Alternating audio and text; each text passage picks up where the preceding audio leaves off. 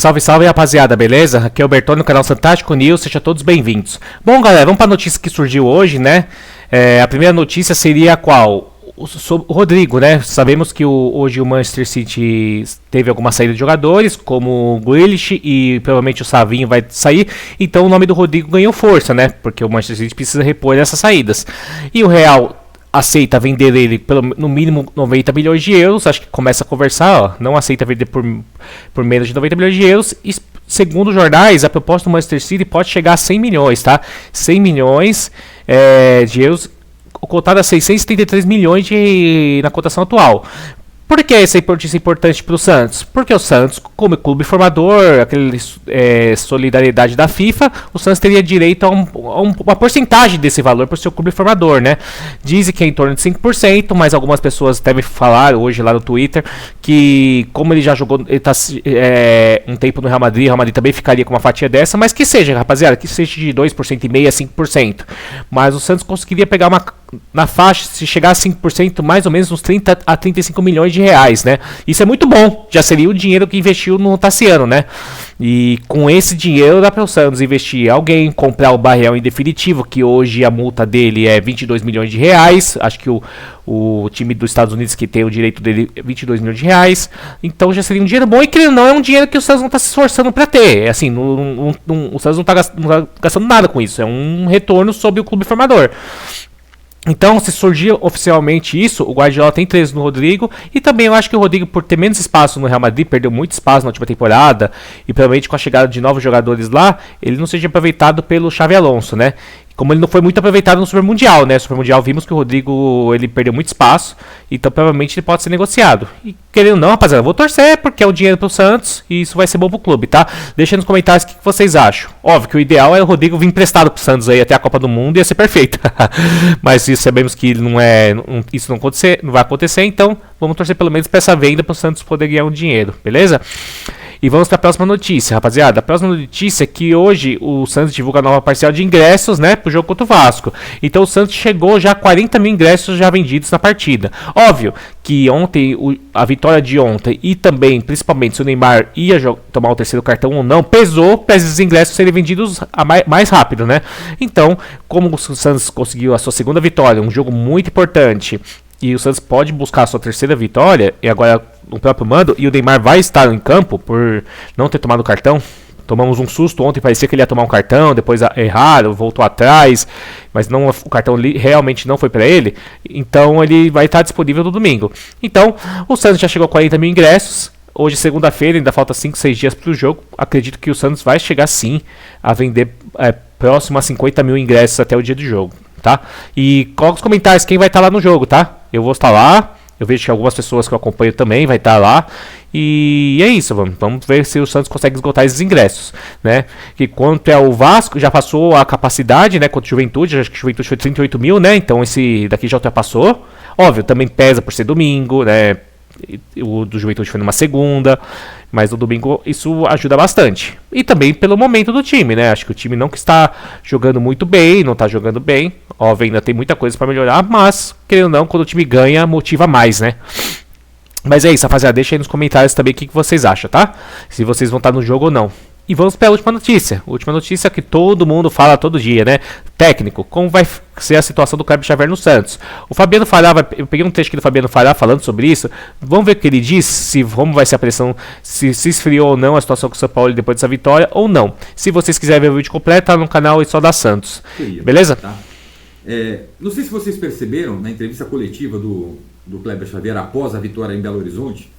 Ele abriu a entrevista não respondendo a pergunta sobre a questão do jogo, enfim, mas sim falando e agradecendo a todos do grupo, né, todos os jogadores, membros de comissão técnica, todos os profissionais que trabalham no futebol, pela entrega durante a semana. Cara, foi uma semana tensa para o Kleber Xavier. Já coloquei aqui na retomada dos vídeos aqui do Isso da Santos, cara.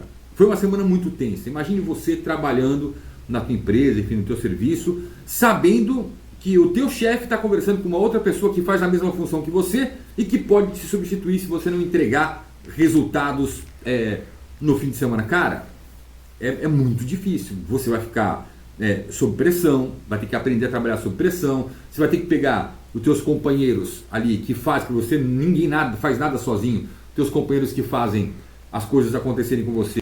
Isso que eu falo que o Fabiano Fará falou, eu concordo, assina embaixo, rapaziada, porque não é fácil. Quem já passou por isso, não importa a profissão, é complicado, é meio que decepcionante. Uma coisa é o Kleber Xavier ser o Mano Menezes, que tá meio que já colocou o cargo à disposição no Grêmio, mas pra ele é fácil falar. Ele já rodou vários clubes grandes, já passou por seleção brasileira,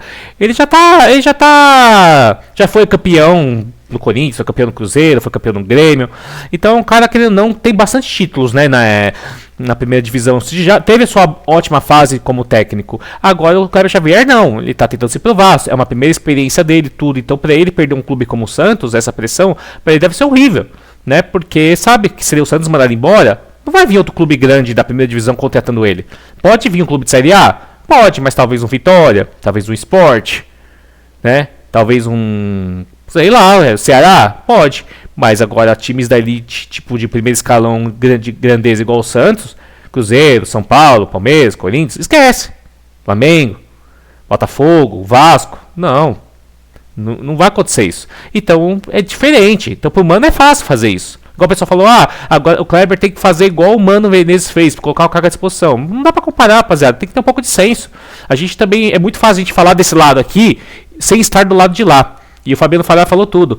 Imagina para ele trabalhar a semana sabendo que precisa de entregar e que não depende só dele. Ele tem um material humano que ele tem que trabalhar muito bem para poder as coisas funcionar. Entendeu? E trazer para o teu lado, né, ter essa garantia. E o Kleber Xavier, eu vi e percebi e ouvi que administrou muito bem essa semana tensa para ele. Tá? Na sexta-feira, o presidente Marcelo Teixeira disse que estava focado, ele não desmentiu a questão do São Paulo, mas disse que estava focado no Cruzeiro e tal. Eu sei que muita gente dentro do Santos não esperava a vitória contra o Cruzeiro. Achava pouco provável por causa dos resultados recentes. Vitória contra o Flamengo, aí tropeço contra o Mirassol, contra o Inter, empate com o Sport, vitória contra a Juventude sem convencer, e o elenco do Cruzeiro, né, foi montado para brigar lá em cima. E o Kleber surpreendeu. Óbvio que o primeiro tempo foi horrível, e no segundo tempo ele conseguiu ajustar o time. A entrada do Cavadinho foi muito importante para um ajuste ofensivo do time. O Neymar não estava no jogo, o Neymar não entrou no jogo ontem. Infelizmente o Neymar não foi bem. E o Santos é muito dependente do Neymar. E sem o Neymar, como é que faz? Aí apareceu o Guilherme, apareceu o Cavadinho e também o dedo do treinador. Essa é uma verdade, tá? Deixa eu só dar um recado para vocês aqui rapidinho. Ele disse tudo, rapaziada. E é isso. Então, as notícias ainda pode surgir sobre técnico. Eu ainda acho que esfriou também a situação com o Sampaoli, e o Santos está esperando talvez uma sequência ruim novamente. E se o Santos encaixar a terceira vitória seguida, acho que muita gente ainda está questionando, né? Vai querer a demissão do Kleber Xavier mesmo assim. Inclusive eu fiz uma enquete hoje no Twitter. Se vocês não me seguem lá no X lá, segue lá o Santástico News, tá? E a enquete deu 95% que quer que o Santos troque o técnico mesmo após a vitória ontem. Somente 5%, com muitas pessoas votando, né? Mas assim, é opinião, é análise, cada um tem ver o que é melhor, realmente. Eu sempre falei aqui nos meus vídeos, o Santos sempre se deu bem com técnicos prontos, medalhões. O Santos nunca se deu bem com aposta, né? Vimos o Marcelo Fernandes, vimos o Elano, vimos agora o Kleber Xavier, o Paulo Turra. O Santos tem Lisca, ou técnicos que não são medalhões, ou que têm uma experiência curta. Não deram certo no Santos Futebol Clube. Quem deu certo no Santos foi, pelo menos da minha época pra cá, foi Leão, foi Luxemburgo, foi Cuca, foi Muricy, foi Dorival, Sampaoli, foi esses técnicos mesmo, né? Alguns teve alguns momentos bons, mas os que foram campeões mesmo foram esses que eu citei, ou que ficou próximo ali de ser campeão, né? Agora o problema do Santos é o seguinte: você quer ser técnico do Santos, a verdade no Brasil, independente, galera, eu falei, quem me acompanha sabe que eu sou santista tudo, mas pra mim no Brasil só tem dois clubes que a torcida cobra desempenho e DNA ofensivo. É só o Santos e o Flamengo. O Flamengo ganhou tudo com o Dorival, praticamente. Mas por que ele foi mandado embora? Porque jogava por uma bola. O Tite, por que não deu certo no Flamengo? Porque sabemos como o Tite joga. Defesa, retranca, contra-ataque, com um elenco de seleção na mão. Entendeu? E o Santos e o Flamengo são assim. Porque o pessoal gostava do Jorge Jesus? Porque o Jorge Jesus é futebol ofensivo, todo hora atacando. 1x0, 2x0, não, quero mais, quero 3, quero 4, quero 5. Entendeu? E por que a torcida do Santos gostou do Sampaoli? Porque era futebol ofensivo. 2x0? Não, vamos fechar a casinha, não. Vamos fazer a terceira, vamos fazer o quarto. E o DNA do Santos sempre foi esse. 2010 foi assim. O Santos ganhava de 7x3, 4x2, 5x4. Perdia também, igual perdeu aquele jogo do Flamengo, mas foi esse jogo ofensivo, de dois times que jogam pra frente. Aquele jogo histórico do Ronaldinho e do Neymar. Então, o Santos e o Flamengo são clubes que têm DNA ofensivo. A realidade é essa, galera. Quem assiste futebol mesmo, não só do seu clube, assiste os outros times brasileiros, sabe. E a cobrança da torcida, desses torcidas, são as únicas que eu vejo que cobra futebol ofensivo é o Santos e o Flamengo. Por exemplo, o Corinthians. O Corinthians tem aquele DNA defensivo, uma bola. Então por isso que o Tite dá certo lá, Mano Menezes. Porque faz tudo bem, é a identidade do clube. E com isso, o Corinthians é o campeão do mundo. Ganhou Libertadores, ganhou o Mundial, ganhou tudo. Tudo bem. Agora, o Santista, cara, ele gosta de jogar pra frente. Pode até perder, mas ele quer o time atacando. O que o Santista odeia é o time se acovardar. Jogar refechado, com medo. Porque o Carille na Série B. O Santos pegava times medíocres, pequenos, Operário, Botafogo de Ribeirão Preto. E tomava a pressão desses times o jogo todo. Jogava por uma bola. O Santos ganhou vários jogos da Série B por uma bola. Com times pequenos. A Série B do Santos não teve nenhum time grande de elite. O maior time que não tradicionalmente na Série B que tá na primeira divisão é o Sport, que tá longe de ser. Não tá nem entre os clubes dos 13. Entendeu? Não tinha Grêmio, não tinha Vasco, não tinha Botafogo, não tinha Atlético, não tinha Inter, não tinha Cruzeiro. Então o Santos tinha que ter feito uma Série B dominante, fazendo 100 gols, tomando 20, goleando inúmeros jogos. Porque o investimento do Santos foi altíssimo para a segunda divisão. Mas é aquele futebol resultadista, que é o que o torcedor santista não gosta. Por isso que a torcida não está satisfeita com o Kleber. Entendeu? Mas é isso, rapaziada. Deixem nos comentários o que vocês acham, se vocês concordam com essa análise ou não. Tá bom? Eu tô pegando mais ou menos, pelo menos a minha geração pra cá, como eu vejo que o Santos como a identidade do Santos, que é o DNA ofensivo. Inclusive é o clube que tem mais gols da história do futebol. Não é à toa que o Santos é o clube que fez mais gols oficiais na história do futebol. Então também é mais um motivo do Santos ser um DNA ofensivo. Ofensivo e categoria de base. São coisas que não pode. São do DNA do Santos. Aquela mescla. O Santos foi campeão tanto com futebol ofensivo como Meninos da Vila junto. Isso até nos campeonatos antigos, né? Desde a época do Pelé, da época do Juari, Serginho Chulapa, sempre teve Meninos da Vila, né?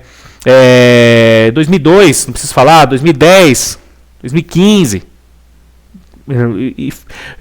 2020 perdeu a final da Libertadores, mas 2019 vice-campeão brasileiro, não foi campeão, mas tinha Rodrigo, tinha Caio Jorge, tinha Veríssimo, tinha Gustavo Henrique, né? Os meninos da Vila, João Paulo depois.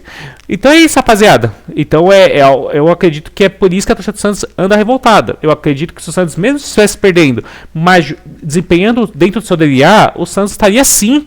A torcida estaria sim, pelo menos comprando a ideia, né? Como a torcida compra um menino da base quando ele tá bem. Essa pressão do Bom Tempo jogar foi justamente isso. A torcida viu o potencial nele, viu que ele entrega em campo, ele não sente jogo grande, já se provou contra o Cruzeiro ontem, já se provou o clássico contra o São Paulo lá no Campeonato Paulista. É um moleque que não sente, então não tem. Isso já cai das graças da torcida. E quando você mexe com um jogador desse, você mexe com a torcida, cara. Né? Mas é isso, rapaziada. 40 mil ingressos vendidos. E o último ponto, tá? Eu acredito que não seja o Santos em geral, o Santista deve ser vândalos, pessoas infiltradas, mas sim, espero que no próximo domingo o Santos não faça o mesmo vandalismo lá de rasgar os negócios de São Paulo, na estação do metrô, não sei o que lá. Primeiro, que não tem sentido, o Santos vai acabar não tendo mais o Morumbi entrando em acordo com o São Paulo por causa disso. Isso é ruim para quem mora em São Paulo, tem que pensar nesse ponto. E segundo, que o São Paulo vai jogar na Vila também. A gente como santista gostaria que o São Paulo pichasse a estátua de frente à Vila, pichasse os muros de Santos, fizesse algum vandalismo? Não gostaríamos. Então, para ser exemplo, quer dar exemplo, seja exemplo. Então, espero que a torcida coopere, ninguém mexe, que vá de metrô, tudo, mas vai estar lá as fotos dos cartazes, tudo do São Paulo de novo, e que não mexa, deixa lá. É só um papel, rapaziada. E deixar o estádio intacto, Pra quê? Pra ter esse acordo de bom senso de ambos os clubes e o Santos conseguir atuar mais em São Paulo. E querendo não, o Morumbi é um estádio de 50, 60 mil pessoas, cara. Né? Então dá pra todo mundo ir, assistir uma renda maravilhosa, né? E sabemos que o Santos em São Paulo precisa ter mais essa oportunidade, né? Mas é isso, rapaziada. Por enquanto as notícias foram essas, tá? Não se esqueça de se inscrever no canal Fantástico News também. Esqueci de pedir pra vocês no começo do vídeo. Se inscreva no canal, curta, comente, compartilhe o vídeo, deixa o hype, ative o sininho também, tá? Se quiser apoiar o canal, vire membro do canal. Quando chegar a 20 mil inscritos, vou sortear uma camisa pra um de vocês, beleza? E tamo junto, rapaziada. Obrigado e até o próximo vídeo.